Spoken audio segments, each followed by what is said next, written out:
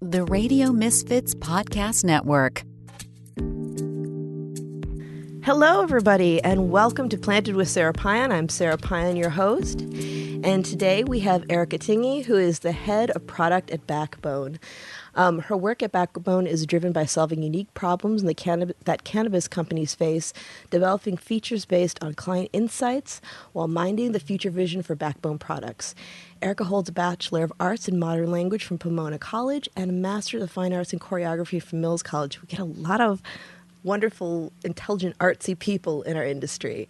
Drawing from a background as a software engineer at QuickBooks and product management at Sage Enact, Erika brings expertise in financial systems, accounting, and inventory to the needs of mid-tier enterprise customers. Additionally, Erika performs product design, data analysis, problem-solving, customer research, and helps develop strong engineering teams at Backbone. Welcome, Erika. You have quite a background. It's very rich because you have both the more analytical and creative, huh? Yeah, thanks, Sarah. It's great to be here. It's true. You know, actually, I found that with software engineers, we tend to really be using both sides of our brain. So I can't tell you how many engineers I've known who also played an instrument or did art or some other kind of thing. So it's actually more common than you would think. Yeah, back in the 90s, and I'm totally dating myself now. I used to work for a software development company that developed for other software companies. They developed a platform for other software companies to develop off of. And I worked on the 12th floor, which was development. And they were all, it was really like, these were people who did algorithms for fun and loved to play music. So there's such a correlation. I really, even now it amazes me. It shouldn't, but it does. Yeah, it's funny that way. And, you know, I think software engineering actually is a little bit more of an art than one would think. It's pretty creative. That's one of the things that I really loved about it was, you know, getting to think about problems and then solve them in a creative way that maybe, you know, the person who was asking for the solution wouldn't have thought of. Yeah, I love that. Backing up a little more before that, it's a question I always like to ask our guests. When was your first experience with cannabis? When did it first catch your eye? You know, it's interesting because, you know, back in high school, when I was in high school, it was definitely not legal. I smoked with some friends and, you know, I didn't really get into it much. And I kind of left it by the wayside for quite some time while I was working, and then I got married and I had my daughter. And it wasn't until relatively recently that I sort of came back to looking at it and thinking about it. It really was my friend Vic, who's the founder of Backbone, when he started talking to me about the industry and how it was growing. I've always had friends who have been working in the industry as it's, you know, medicinal and gotten, you know, more and more towards the legal side. So we're always sort of in the periphery, but it was really he who brought me to start thinking about it as a really interesting problem space that I wanted to get into. And now that I'm here, oh my gosh, the amount of community and just the number of amazing people who are part of the cannabis industry, I'm so happy that I found my way here. Well, we're glad to have you. It is. I'm always like, whenever I meet new people in the industry, I'm always so grateful to have such creative, intelligent, caring people to work with. I think that's been one of the most wonderful things. And like coming from, I have a corporate and nonprofit background. So when I got into the cannabis space, I was like, it's kind of a mixture of that, but when I first went to college, I was a theater major. So I was like, it's also like being with a bunch of theater people too at the same time. Yep. Yeah, really interesting, fun people. And, you know, the number of amazing women who are in the industry, it's really been nice to connect with a lot of them. I just went to the SheCan conference. I don't know if you were there. It was purely virtual, but it was just an amazing number of really strong women speakers, and it was a great day. That's awesome. Yeah, I had tickets, but then I ended up having a crazy day, so I wasn't able to go. But the Haas students put together a really great conference. I'm looking forward to next year's and seeing what they do. They're a great group of students, for sure. Yes, especially if we could all actually get together in person. Oh, wouldn't that be nice? Yeah. I just got my first vaccination, so I'm so excited. We just the other week I took a little staycation, and we went up to wine country and actually reserved a tasting, and it was our first time in over a year having an outing, and it was so incredibly nice. Everybody was spaced out. There were only 6 tables, and it actually felt safe. And that was like, I mean, I'm built for quarantine because I'm a little bit like, I love people, but I have to recharge and be away. But even I was getting a little antsy by now, you know? Yeah. I'm an extrovert, so it's been pretty rough for me not to see too many people, but it's nice to be starting to get out a little bit more. Yeah. You sort of alluded to this at the beginning. I dance. I have an MFA in choreography, and I've been dancing, pretty much my whole life. I started when I was 4. We just recently started up rehearsals again, and it's kind of the same thing. Like, we're only allowed to have 9 people in the studio, and we have to clean afterwards, and we all have to wear masks. And we try to stay 6 feet away from each other as we're dancing together. But it's just so nice to be in the presence of people again. Yeah, definitely. That's something that I've been reflecting on a lot in the past years, having a lot of empathy for those who are fueled by interactions with others, because it's been a really, really tough year. And I'm glad that you're able to not only socialize, but to be able to get some creative expression, because that's, I think, it's like for some people going inward is an opportunity for that, but not for everybody. Yep. So, yeah, that's really true. So tell me a little bit more about Backbone. Yeah, so we have been around for about 3.5 years maybe now. I've been part of Backbone for 2.5 years. And we really focus on problems that cannabis operators have, especially in the manufacturing space. There's a lot of software out there for point of sale for the retail companies and for cultivation.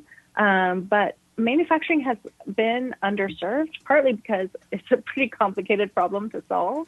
There are a lot of things that manufacturers need to know about in their processes. And the regulations are complicated, and, they're different in every single state. So we focused on that, and, it's been really interesting as we've talked to these manufacturers, learning about what the problems are that they need to solve, especially around data. So needing to understand yields and what their productivity is, what their costs are, and being able to map their processes in a way that shows them exactly the data that they need. And one of the nice things that we've come across as we've built up this product that targets manufacturers is we found that we really can then tailor the features that we've made for these people to other areas of the industry. So we can handle a little bit of cultivation, we can handle distribution, and really cover the end-to-end needs of cannabis operators.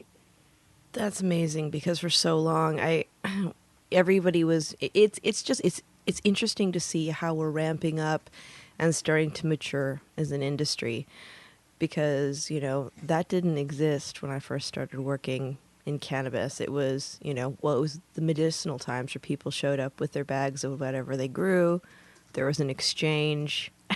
You may have some internal inventory controls, but that's about it. And The bags of cash. yeah, that's it. And I think one of the really exciting things about the industry maturing is looking at like the needs and looking at it from an educational standpoint, like thinking about people who might be interested in cannabis, looking for career opportunities and never realizing that something like supply chain management might be something that actually captures their imagination. You know, it's these jobs that we don't think about like when we're younger. Like, you know, you're not like 6 years old thinking, I want to be a supply chain management professional. You know, It's true. and then later True. on it's like it captures your imagination. You're like, let's do this. It's cannabis. It's interesting. It's applicable skills and stuff like that. Yeah, it's surprisingly fun to work in supply chain management. You wouldn't think so. Yeah. Well, especially if you like what you're working with, right? Yep, totally true. Yeah, and I'm definitely finding that to be true. So, we've been talking to a lot of the smaller operators in California as we've built up our software. And they definitely had a slightly different mindset from, so going a little bit into my background, I started off working on QuickBooks. So I worked with a lot of small business owners. And the cannabis small manufacturers that we've been working with so far, they had a similar mindset. To do their business, they really didn't want to focus on these other problems that they had to solve, like data tracking. But as we're moving into some of the larger companies, a lot of people are coming in from other industries, pharmaceuticals or food manufacturing, and they've worked with other systems that do this sort of thing. They've worked with full ERP systems, enterprise resource planning systems, or full financial tracking systems. And so they're really expecting these kinds of things for cannabis, but because cannabis has these really unique problems like the compliance end and, some of the specifics of how cannabis gets manufactured, like needing to understand potencies and having so much variability in both the cost of buying cannabis and also the yields out of what you buy. They're really seeing the value in having a cannabis-specific software, something that's built specifically for the cannabis industry. Yeah, and also I'm wondering, so with your system and the data that's captured, can your client see the trends and sales and stuff like that? Like what's been moving the most? Yeah, so, we kind of look at it from two different sides. So there's the supply side, and that's mainly what we track. And then there's the demand side, which generally people are getting from their retail software, retailer sales software. And so what we're trying to do is marry those two together and be able to look at them in the same place so that you can look at, what is the demand for these products by strain or by type of product. So in order to plan your production in a way that's going to match what the demand's going to be in, 3 months, 6 months, whatever the time frame is that you need to plan for.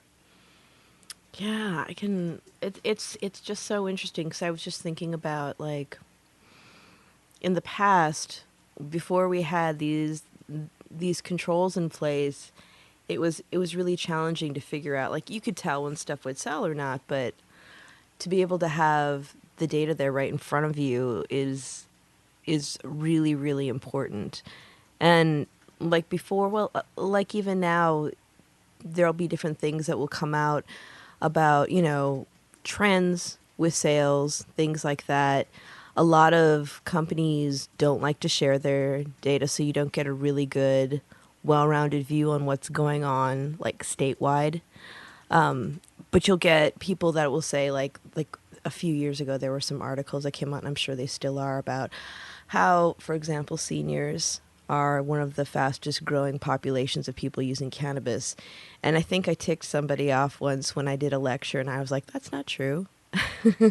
They grew up during the war on drugs, so, they're not going to disclose what's going on. And when I was working in the dispenser, I was actually surprised at like how many senior visitors we had, and there of course were people that were new to cannabis, but there were a lot of people that were actually pretty experienced. So whenever I do my seniors classes, I always say, I'm not going to talk down to you, because if you didn't use it, you probably knew somebody who did, and it's actually much more prevalent in your age group than people give you credit for. And I always get applause for that one. Yep. Yeah, things people didn't tell us back then. Yeah.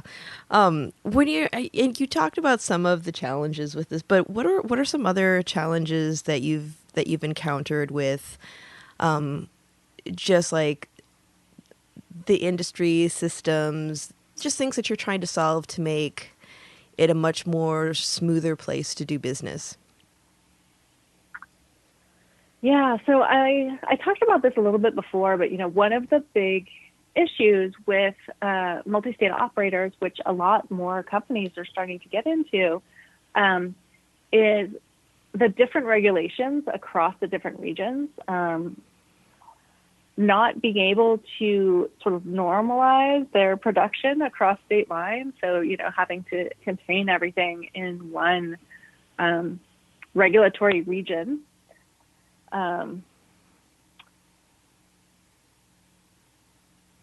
Yeah, I mean, those are really two of the biggest issues with that people are trying to solve. Mm-hmm. And then the last one I would talk about is communication between different facilities, right? So a lot of these larger multi-state operators, they actually have multiple facilities in each state.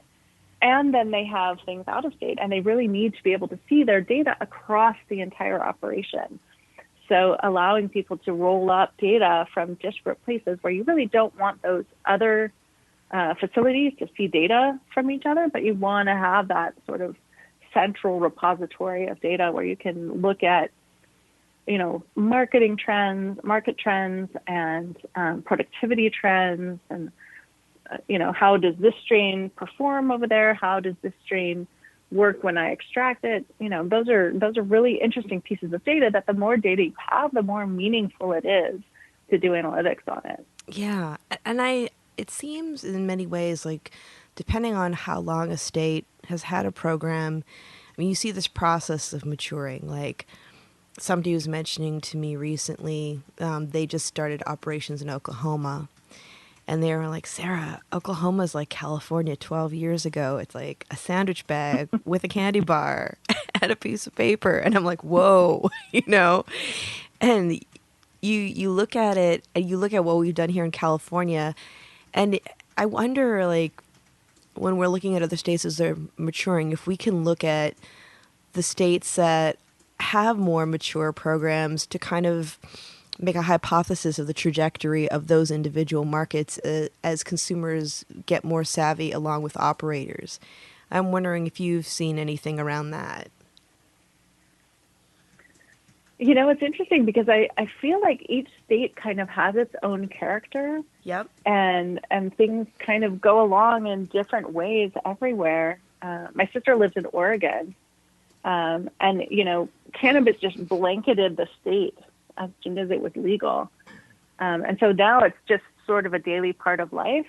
And I feel like here in California, we're a little bit more patchwork. I mean, I live in the Bay Area, and the funny thing is there are hardly any dispensaries between me and San Jose and San Francisco.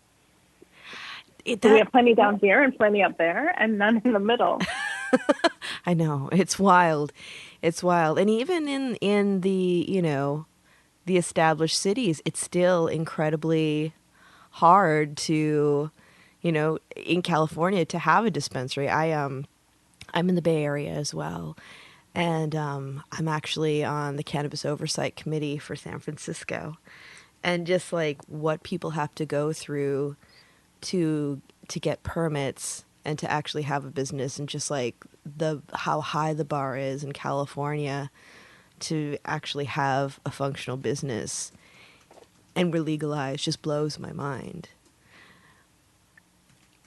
And, as soon as we start talking about that, we have to start talking about social equity. Yep. Right? Because when the bar's that high, it excludes people who, were unduly affected by the war on drugs and by the misapplication of drug laws over the years. So, I think California is relatively good at this, but we really need to figure out how can we make sure that the social equity programs are really working and bringing those folks into the industry. It's true. Well, I think in some ways we have to close some of the loopholes, because back when we were first talking social equity, that was, San Francisco, we had our San Francisco Legalization Task Force, and I was vice chair on there. We were having conversations about what that would look like.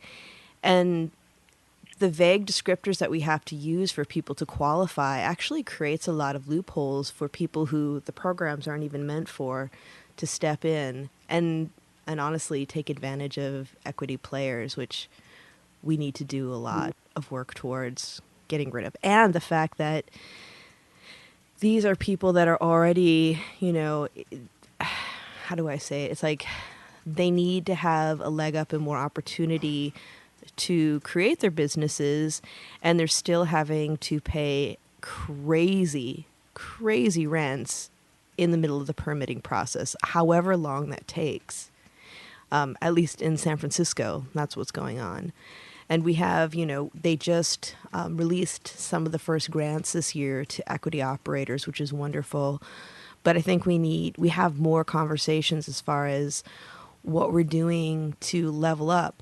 And also the fact that that's the reason that, we have an illicit market that is booming is because we aren't doing what we said we were going to do from the get-go, which was creating opportunities for people to easily have legitimate businesses. Not that, the traditional market is like, they obviously have businesses and they're very talented entrepreneurs, and it's like sometimes when you say that to people who are outside the industry, they look at you like confused, like, but they're breaking the law. And it's like, well, yes, and who's giving them the opportunity to easily shift into something that they can actually be profitable as? Because as all the taxation and just all the craziness that we're expected to do in this industry really makes it extraordinarily prohibitive to succeed. And like I was reading this morning, somebody was saying that cannabis is more of a long game than in the short term. You have to be able to be sustainable to succeed, because there are just so many roadblocks in the way that will take you back a couple notches every so often. Yeah, the complexity of the regulations, especially in California, and some of the crazy taxes like cultivation tax. Yeah. Just the complexity of calculating what that is and getting it right, and making sure that you still have a profit margin after you pay that. It's pretty crazy. And that's actually one of the things that Backbone helps with, because we help our customers be as productive as they can be, help them understand their data, help them do things like calculate cultivation tax, and help them with compliance. And so, it takes some of that burden off getting up and running, and then, operating over the long haul and really being able to be productive enough to be profitable. Yeah. And how does it interact with metric? Because I not only in this state but other states, people have been really like tearing their hair out about metric, and I'm very curious to see what the future will be with that software. Yeah, it's interesting, because we're operating in a couple of different states, some of which have metric and some of which have other software or no software for track and trace. We've put some thought into this. We did start with an integration with Metric in California. And I have to brag a little bit about my engineering team. They are brilliant. And the way that they've done our Metric integration, it smooths over some of the rough edges of the interactions with Metric. And so when they interact in Backbone, we push that data directly into Metric. So basically, they don't have to touch Metric at all once they're using Backbone.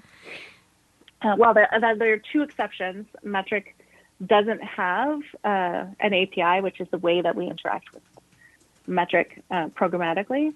They don't have an API for accepting cannabis transfers or shipping cannabis transfers. So that's the one thing they actually have to do in metric, but everything else we cover. What do you, when we talk about, sorry, I just stumbled on my words for a sec there. I was thinking about federal legalization and interstate commerce at the same time.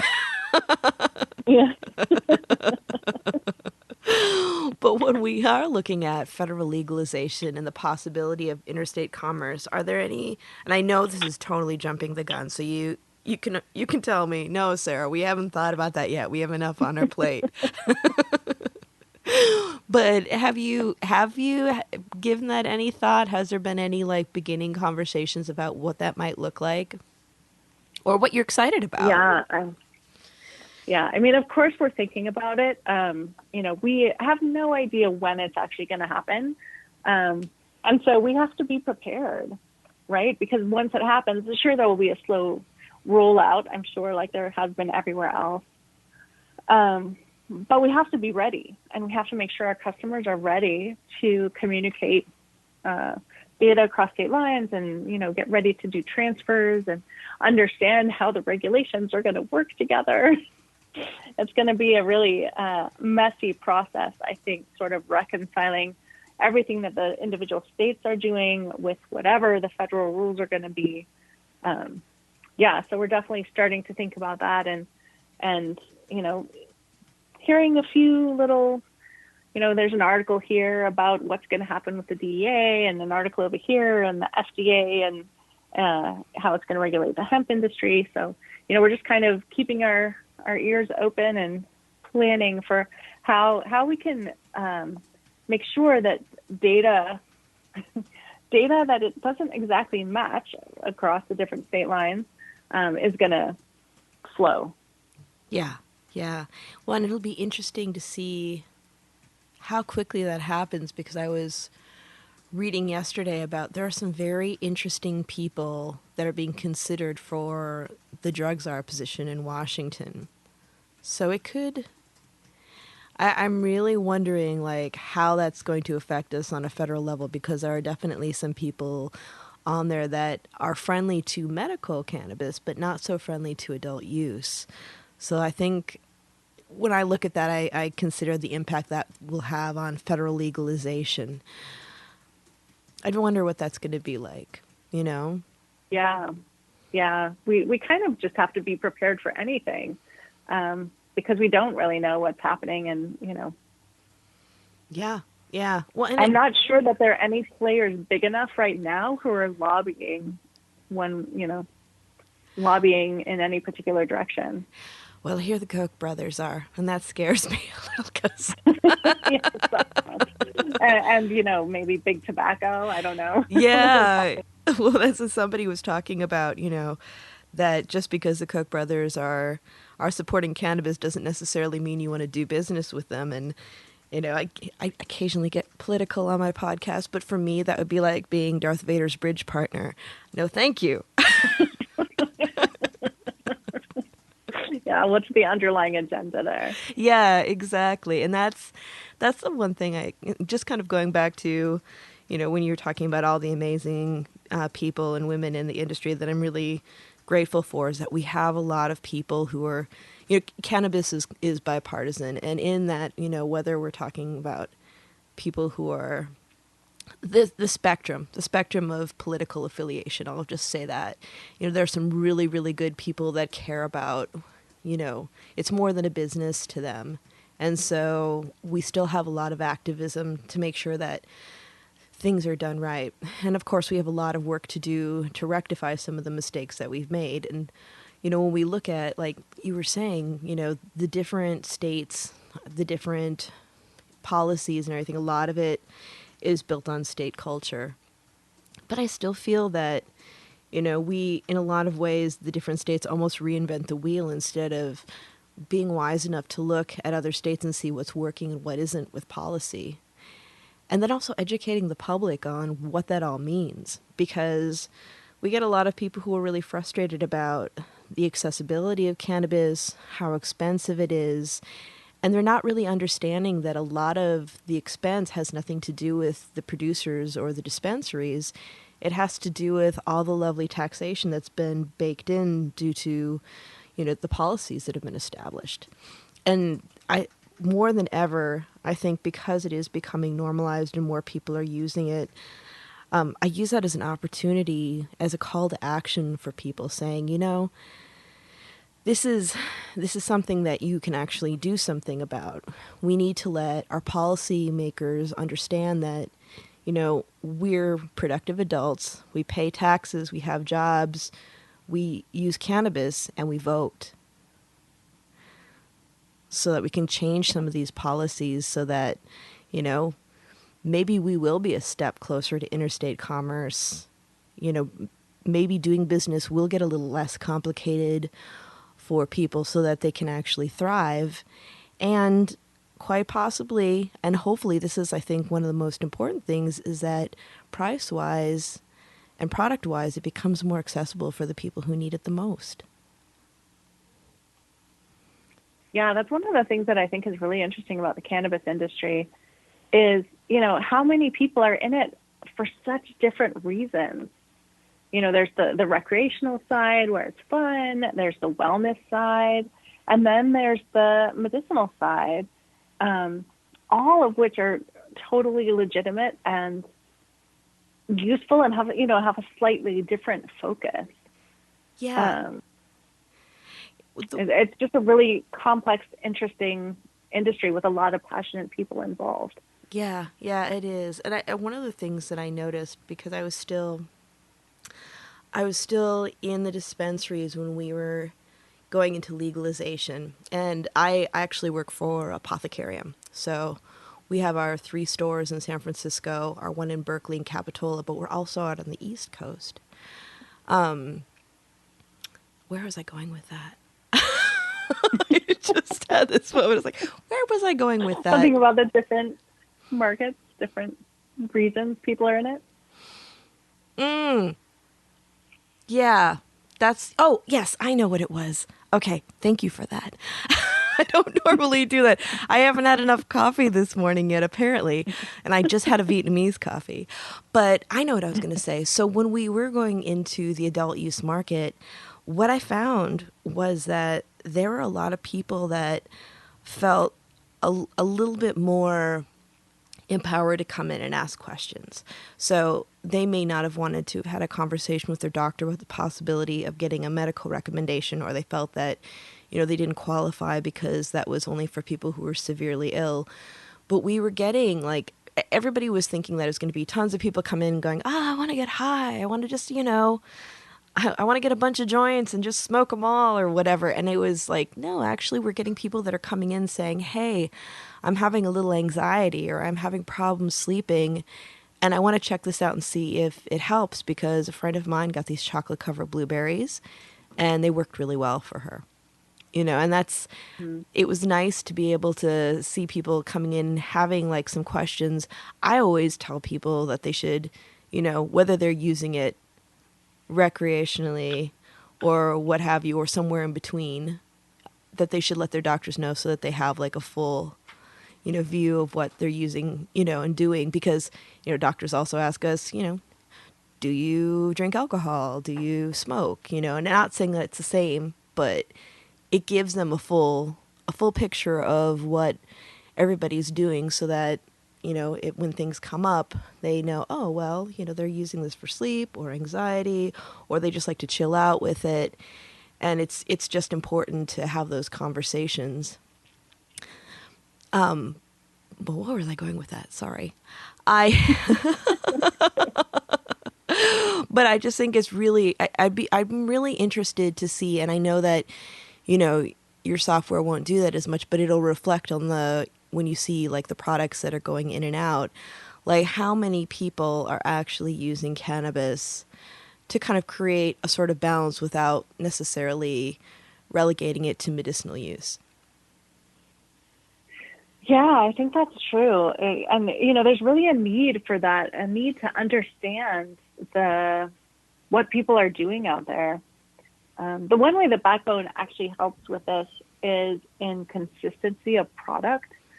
That's one of the things that it's hard to get when you're growing flower, but a little bit easier when you're doing manufacturing, is to make sure that when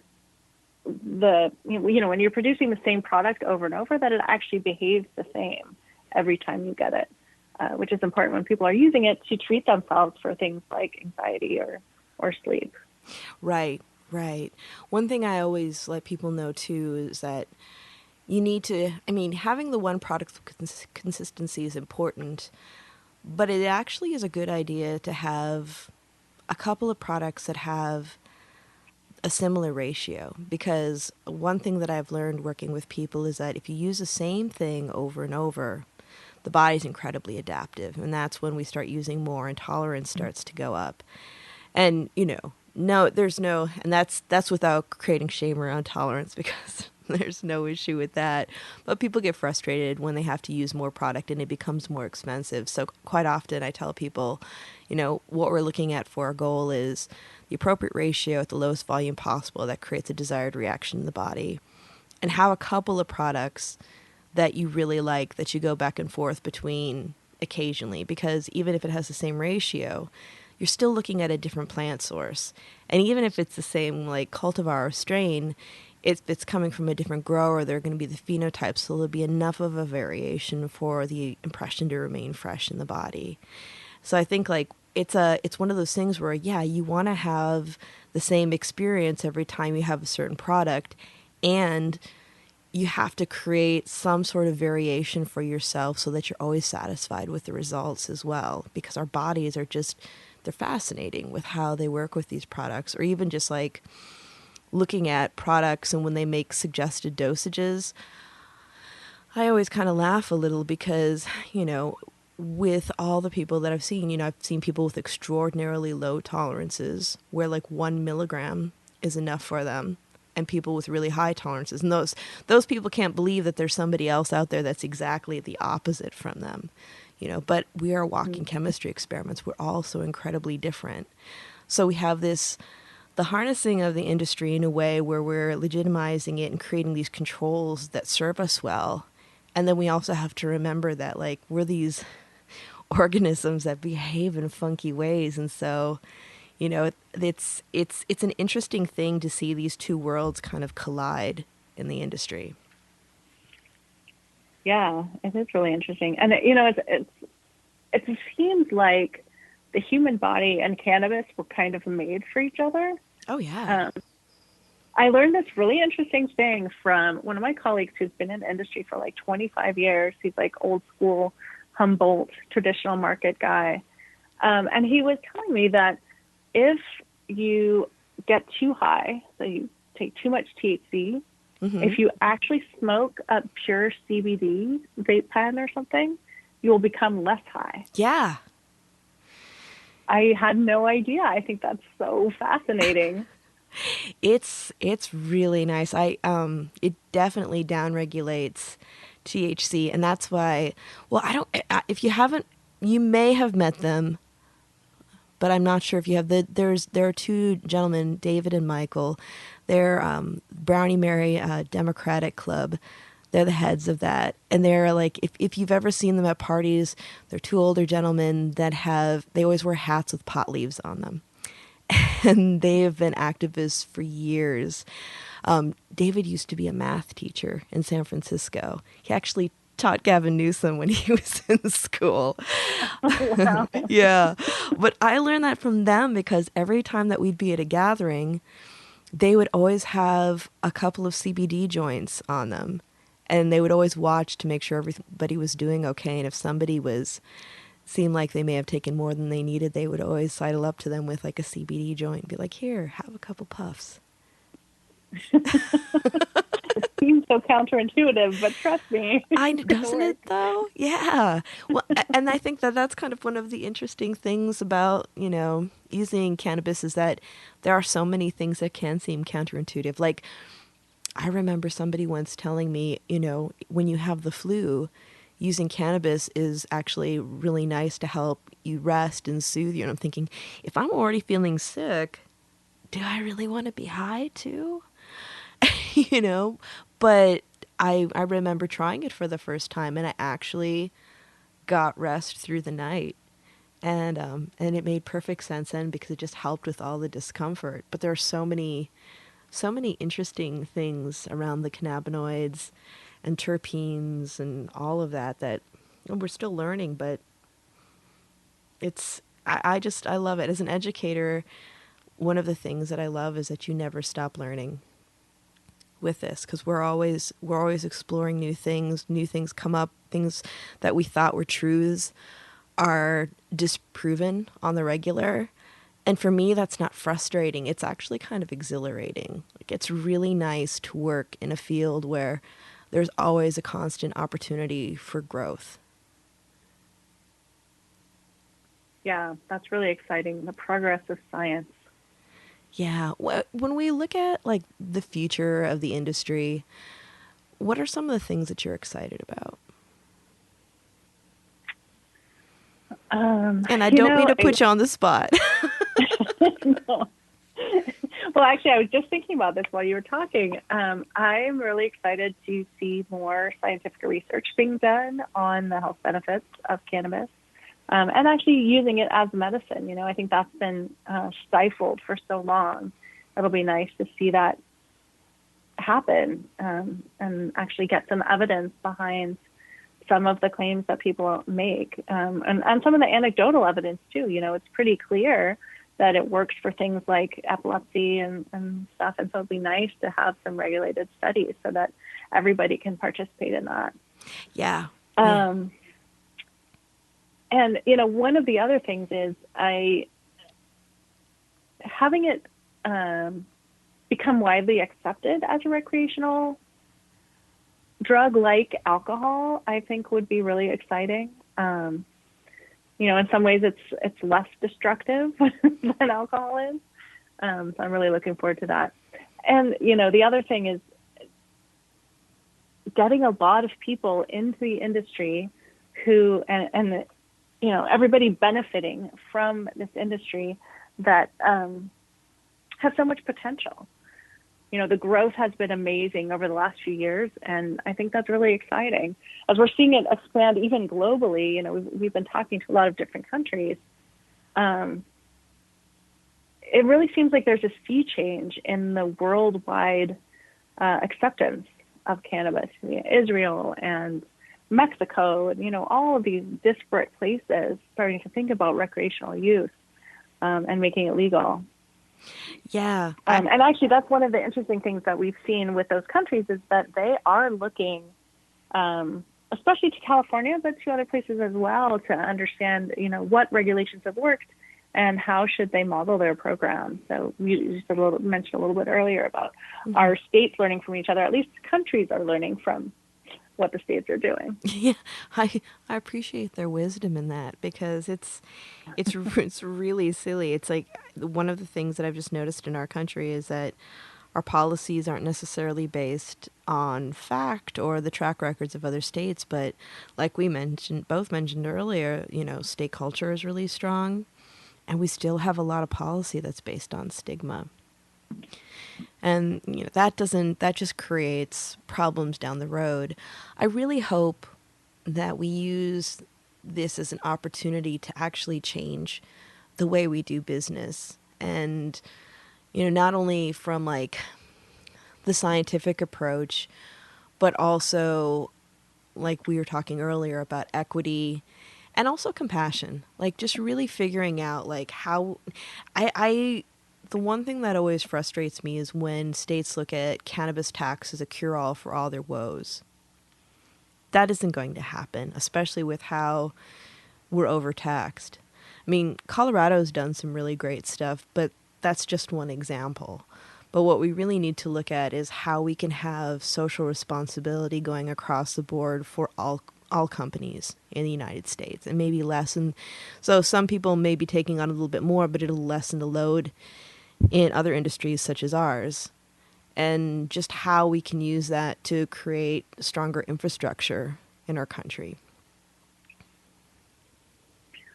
Yeah, I think you're right. Corporate responsibility and,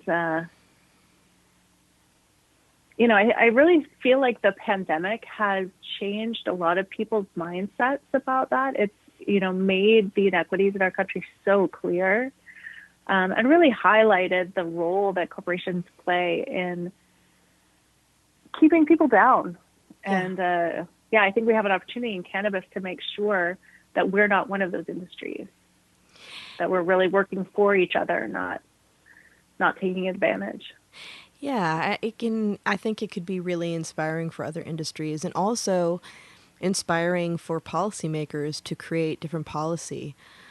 But I think that we have a lot of work to do with that because, like we were talking about earlier, there's a lot of different people with different interests that are getting involved. And as much as I like to talk more about everything that's going right and some of the amazing people that you and I are both really lucky to work with, there are people that want to perpetuate some of the toxic practices that we see in other corporate arenas.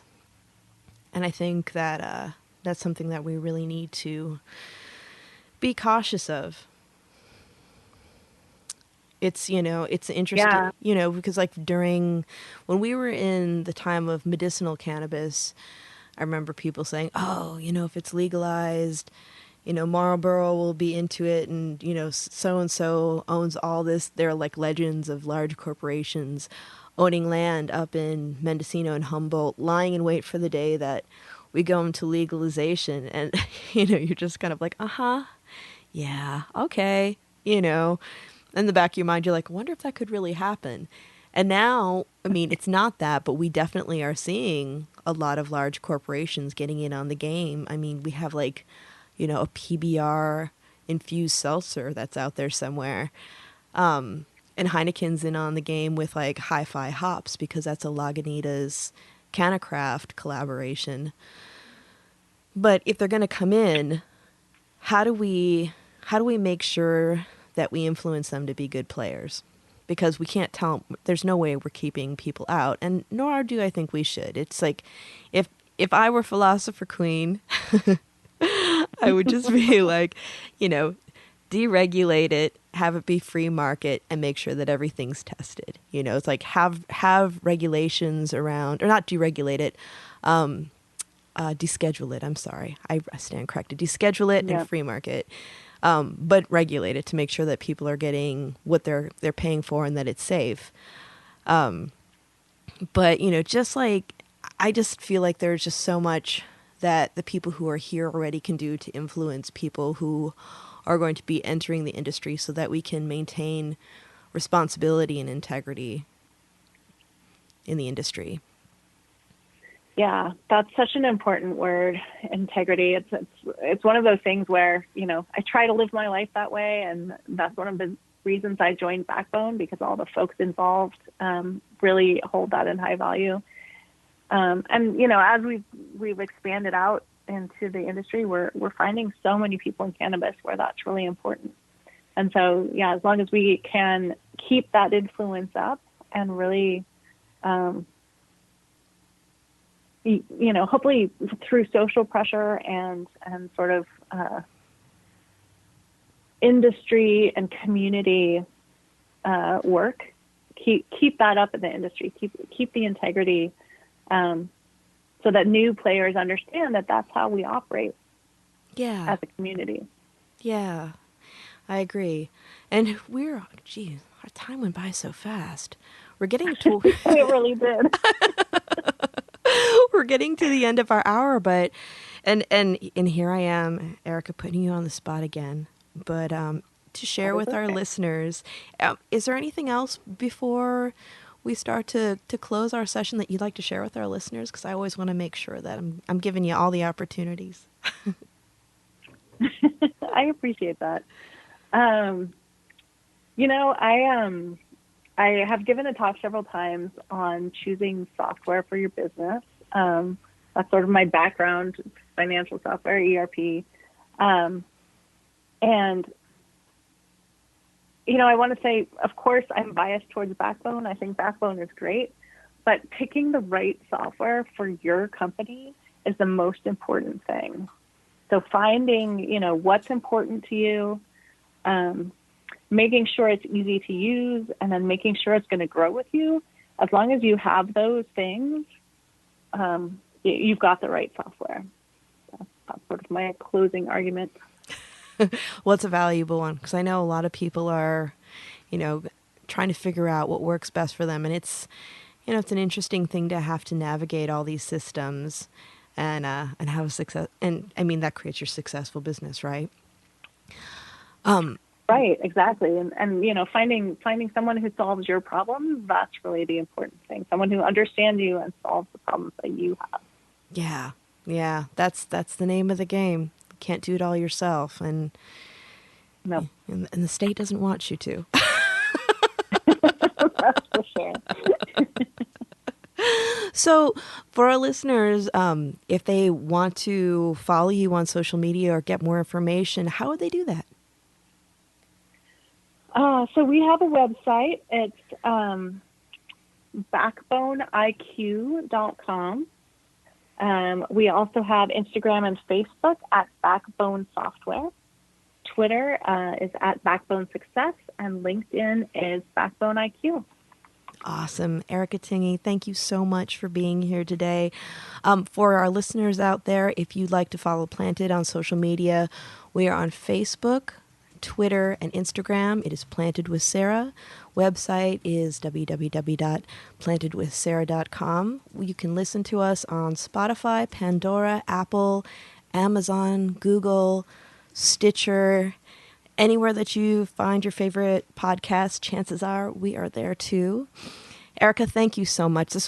It was very educational, and it's always really nice connecting with wonderful, bright women in our industry. So I'm looking forward to non-pandemic time when we run into each other at some event or something like that. Thanks, Sarah. It was awesome talking to you. I'm looking forward to that too.